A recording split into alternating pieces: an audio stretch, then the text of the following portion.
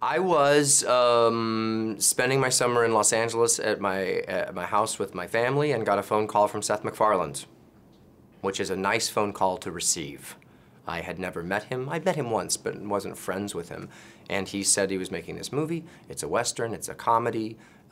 He's missing one key part, and it's the guy who steals his girl and runs the mustachery in town, and would I be interested?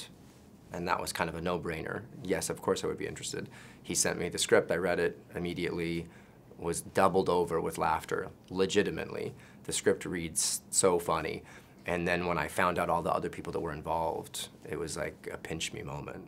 I mean, Charlize is magnificent, super cool, super gorgeous, super talented.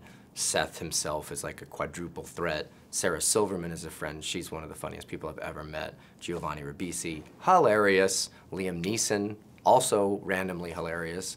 And then Amanda Seyfried, who I get to do all of my scenes with.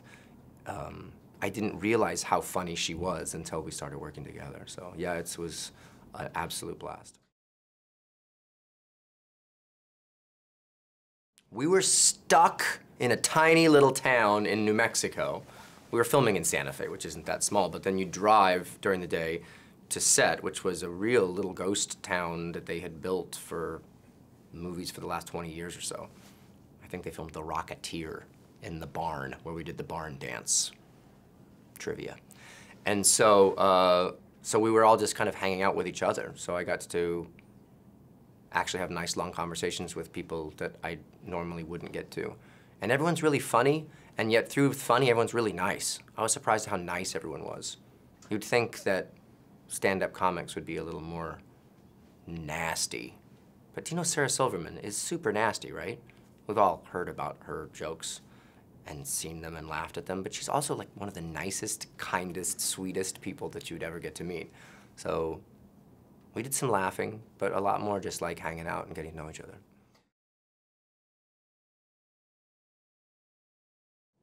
Nothing was really off limits, but that being said, the structure of the movie was pretty set.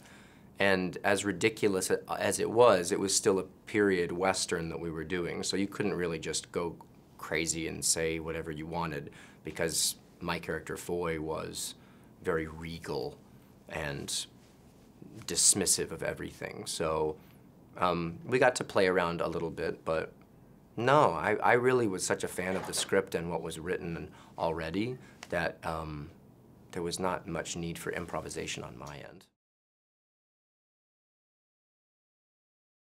I have grown one a couple times before to much less success than the handlebar awesomeness that I got to wear in this movie.